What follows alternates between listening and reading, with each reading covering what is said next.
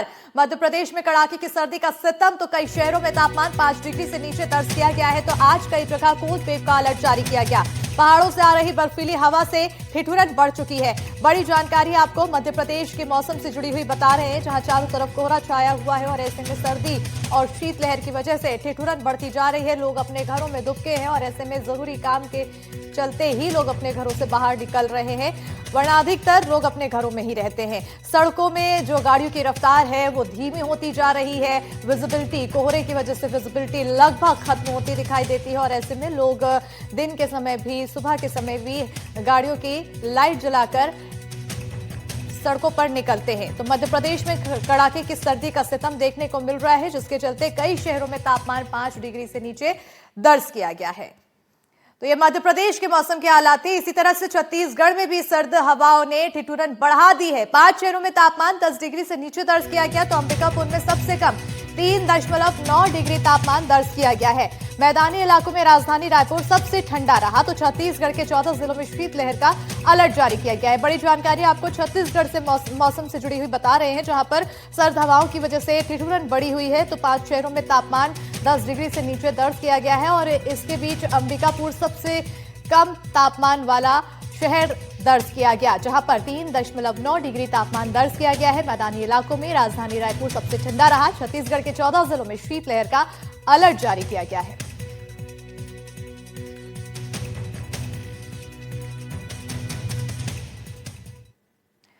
और अब बात मध्य प्रदेश और छत्तीसगढ़ के अलग अलग शहरों की करें तो कटनी जिले में कड़ाके की ठंड का दौर जारी है और ठंड के चलते जनजीवन अस्त व्यस्त हो चुका है। ठंड की वजह से मॉर्निंग वॉक पर आने वाले लोगों की संख्या में कमी देखने को मिल रही है।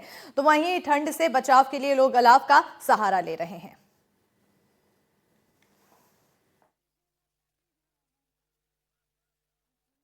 कटनी में भी ठंड का दौर जारी है। यहाँ पर हम कटनी साउथ के पास ये जो अर्नेस्ट फैक्ट्री कॉलोनी है, एरिया है, वहाँ पर हम यहाँ पर मौजूद हैं। कुछ लोगों से बात करेंगे कि सुबह से निकलते हैं, पूरे गर्म कपड़ा से निकल रहे हैं। कैसी ठंड है सर? बहुत ज्यादा की ठंड है। हाँ। बहुत ज्यादा सर्द गर्म टाइप का। क्या करते मतलब हम ठेकेदारी करते हैं सर। तो क्या टहलने निकले? हाँ, ऐसे टहलने निकलते हैं सुबह सुबह। पूरा कान वगैरह सब बंद किए हुए? सब बंद। देखिए, क्या नाम है? संतोष पटेल। देखिए, संतोष पटेल जो बता रहे हैं कि बहुत ठंड है। और भी हम बात करेंगे।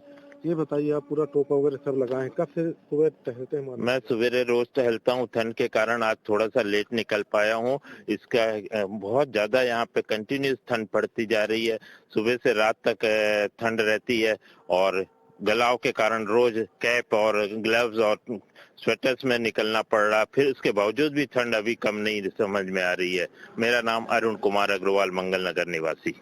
धन्यवाद। ये अरुण कुमार अग्रवाल हैं। और भी हम बात करेंगे। आप जो है महिला हैं, सुबह टहलने निकलते हैं, पूरा बंद किए? जी जी जी, पूरा पैक करके निकलना पड़ता है। ठंड बहुत पड़ती है, बहुत ओस भी बहुत रहती है सुबह सुबह, इसलिए थोड़ा सा कवर अप करके निकलना पड़ता है जी। तो इस एरिया में आप डेली कब से टहल रहे हैं? ये ठंड में अभी 15-20 दिन से शुरू किया है, क्योंकि ठंड इतनी ज्यादा थी तो निकलने की हिम्मत ही नहीं होती थी। अभी भी ठंड काफी है। तो संख्या लोगों की कैसे टहलने में कम है? कम है जी। जी जी, ठंड के कारण बहुत कम है। देखिए, तो कहीं ना कहीं ठंड के कारण जो है लोग कम निकल पा रहे हैं, इसलिए जो है भीड़ सड़क में 1-2 लोग ही नजर आ रहे हैं। और भी हम बात करेंगे। ये बताइए, आप टोपी वगैरह सब लगाए? हाँ भैया, ठंड बहुत ज्यादा पड़ रही है इस समय। पूरा कवरअप के साथ निकल रहे हैं और लोग भी इस समय कम निकल रहे हैं घूमने, और लेट भी निकल रहे हैं। कम लोग हैं इस समय घूमने के लिए। सतीश गुप्ता, कटनी, मंगलनगर। तो देखिए, सभी ठंड की बात बता रहे हैं। तमाम पूरा जो है सर ढक कर ही निकल रहे हैं यहाँ पर, और ठंड का दौर जारी है। और आप देख सकते हैं किस तरह से लोग निकलते हैं, टोपी लगाकर और जैकेट पहनकर, तमाम सभी जो है इस तरह का। और ठंड में जो है यही दौर जारी है कि लोग जो है टहलना जो चाहते हैं तो अपना गर्म कपड़े और टोपी और ग्लव्स वगैरह पहनकर निकल रहे हैं, और यह देखने को मिल रहा है। कटनी से राम बिहारी गुप्ता, एनडीटीवी। और अब बात करेंगे दिल्ली एनसीआर के मौसम की, जहां दिल्ली एनसीआर समेत उत्तर भारत के कई शहरों में आज भी कोहरा देखने को मिला। तो सड़कों पर विजिबिलिटी कम होने से मुश्किल होती दिखाई दी। रेल और हवाई सेवा पर भी असर काफी पड़ा, तो जिसकी वजह से रेल लेट हो रही है, अपने समय से देरी से चल रही हैं। तो हवाई सेवाओं में भी समय में तब्दीलियां देखने को मिल रही है।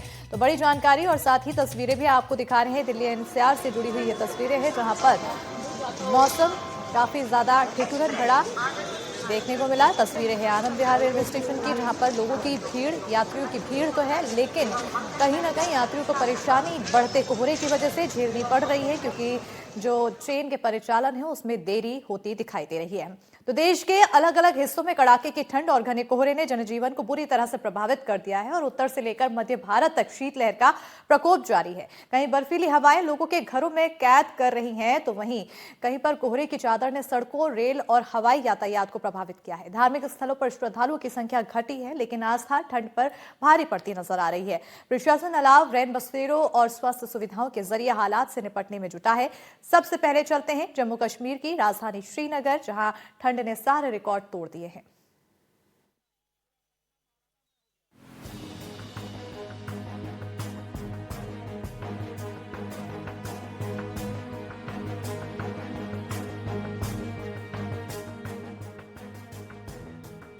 जम्मू कश्मीर की राजधानी श्रीनगर में भीषण ठंड का दौर जारी है। घाटी में बर्फीली हवाओं और शून्य से नीचे तापमान के चलते जनजीवन प्रभावित हो गया है। डल झील के आसपास भी ठंड का खासा असर देखने को मिल रहा है। लोग घरों में ही रहने को मजबूर हैं और बाजारों में सीमित आवाजाही देखी जा रही है। पानी की पाइपलाइन जमने और बिजली की मांग बढ़ने जैसी समस्याएं सामने आ रही हैं। प्रशासन लगातार हालात पर नजर बनाए हुए है। ठंड से बचने के लिए लोग पारंपरिक अंगीठी और हीटर का सहारा ले रहे हैं। पर्यटकों के लिए भी विशेष एडवाइजरी जारी की गई है।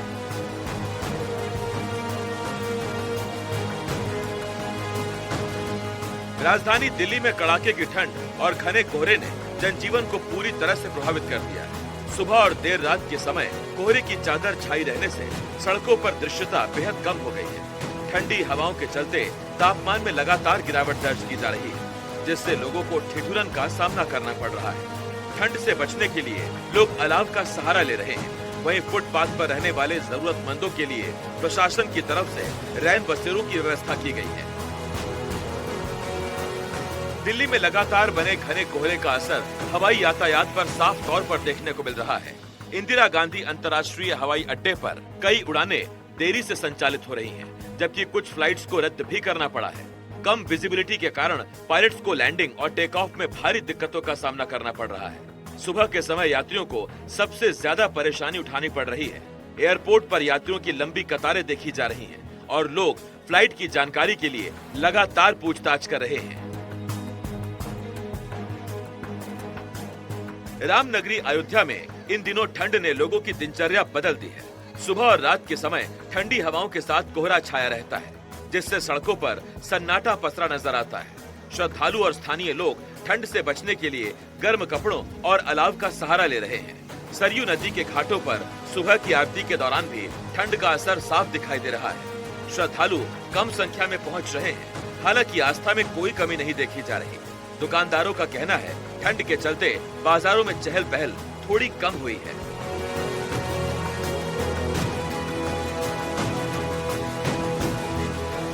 प्रयागराज में कड़ाके की ठंड के बीच माघ मेले की रौनक बनी हुई है। संगम तट पर सुबह के समय घना कोहरा और ठंडी हवाएं श्रद्धालुओं की परीक्षा ले रही हैं, लेकिन आस्था के आगे ठंड बेअसर नजर आ रही है। हजारों कल्पवासी और श्रद्धालु संगम में आस्था की डुबकी लगा रहे हैं। ठंड को देखते हुए प्रशासन ने माघ मेला क्षेत्र में अलाव, गर्म पानी और स्वास्थ्य सेवाओं के विशेष इंतजाम किए हैं। सुरक्षा कर्मियों और स्वयं सेवकों को भी ठंड से बचाव के निर्देश दिए गए हैं। कल्पवासियों के टेंटों में ठंड से निपटने के लिए अतिरिक्त व्यवस्था की गई है। डॉक्टरों की टीमें लगातार निगरानी कर रही हैं, ताकि ठंड से जुड़ी बीमारियों से समय रहते निपटा जा सके। ताज नगरी आगरा में ठंड और कोहरे ने लोगों की मुश्किलें बढ़ा दी। सुबह के समय घना कोहरा छाए रहने से सड़कों पर वाहन रेंगते नजर आए। ठंडी हवाओं के कारण तापमान में गिरावट दर्ज की जा रही है। ताजमहल देखने आने वाले पर्यटकों की संख्या में भी कमी देखी जा रही है। स्थानीय लोग ठंड से बचने के लिए अलाव और गर्म कपड़ों का सहारा ले रहे हैं। स्वास्थ्य विभाग ने लोगों को सावधानी बरतने की सलाह दी है, खासकर बुजुर्गों और बच्चों को। मौसम विभाग के मुताबिक आने वाले दिनों में ठंड का असर बना रह सकता है। कोहरा 2 दिन से साहब बहुत बढ़िया है, बहुत घना कोहरा हो रहा है। ताजमहल भी दिखाई नहीं दे रहा है। वैसे यहाँ से ताजमहल दिखता था, मैं रोज आता हूँ यहाँ पे सुबह सुबह। मेरा भी 2 दिन से ज्यादा हो गया, ठंड बहुत हो रही है। मुरादाबाद में ठंड ने लोगों को घरों में कैद कर दिया है। सुबह और रात के समय कोहरा और ठंडी हवाएं चल रही है। बाजारों में चहल पहल कम हो गई है। दिहाड़ी मजदूरों और जरूरतमंदों के लिए ठंड परेशानी का कारण बन रही है। प्रशासन द्वारा अलाव और रैन बसेरों की व्यवस्था की गई है। डॉक्टरों का कहना है इस मौसम में विशेष सतर्कता जरूरी है। मौसम विभाग ने अगले कुछ दिनों तक ठंड जारी रहने की संभावना जताई है। क्या नाम है आपका? अमीर सिंह जी। कहाँ से आ रहे हैं? तो कितनी ठंड है आज? आज बहुत ठंड है। कोहरा भी है। तो किस तरीके से फिर आ रहे हैं? किस तरीके से धीरे धीरे आ रहे हैं? धीरे धीरे आ रहे हैं कोहरे की वजह से। काशी नगरी वाराणसी में ठंड और कोहरे ने गंगा घाटों की रौनक को प्रभावित किया है। सुबह की गंगा आरती में श्रद्धालुओं की संख्या कम नजर आ रही है। ठंडी हवाओं के चलते लोग देर सुबह घरों से निकल रहे हैं। प्रशासन द्वारा गरीबों के लिए कंबल वितरण किया जा रहा है। मौसम विभाग के मुताबिक फिलहाल ठंड से राहत मिलने के आसार नहीं है। लोगों को सतर्क रहने की सलाह दी गई है। धार्मिक नगरी हरिद्वार में ठंड ने तीर्थ यात्रियों और स्थानीय लोगों को प्रभावित किया है। गंगा घाटों पर सुबह और शाम ठंडी हवाएं चल रही हैं। श्रद्धालु स्नान के दौरान विशेष सावधानी बरत रहे हैं। प्रशासन द्वारा सुरक्षा और स्वास्थ्य के इंतजाम बढ़ा दिए गए हैं। मौसम विभाग के मुताबिक आने वाले दिनों में ठंड का असर बना रहेगा। ऐसे में लोगों से सतर्क रहने की अपील की गई है। मौसम विभाग के मुताबिक आने वाले कुछ दिनों तक ठंड का ये दौर जारी रह सकता है। Bureau report, NDTV.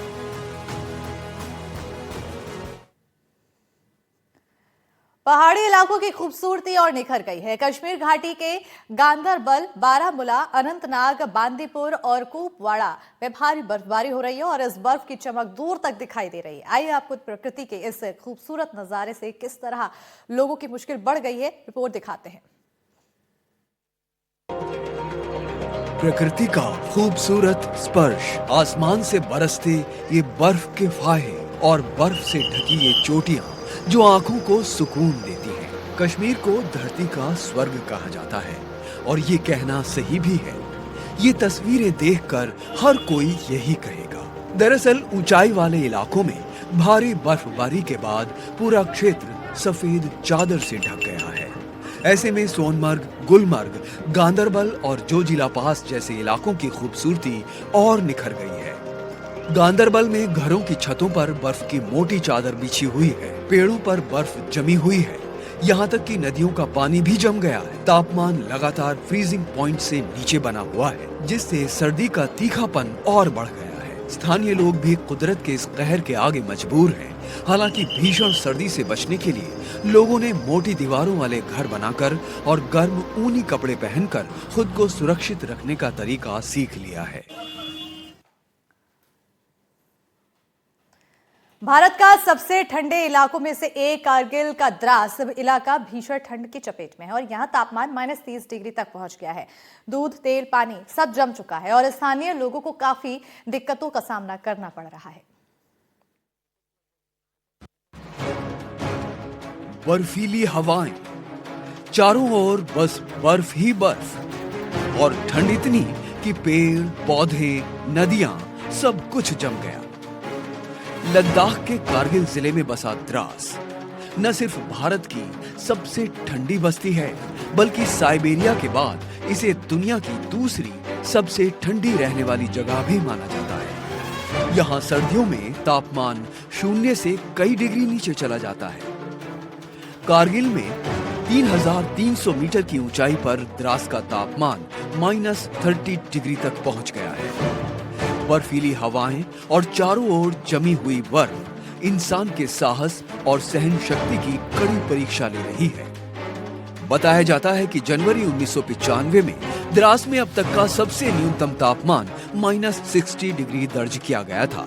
वहीं अक्टूबर से अप्रैल तक चलने वाली कड़ाके की सर्दी यहाँ रहने वाले लोगों के लिए जीवन को बेहद कठिन बना देती है।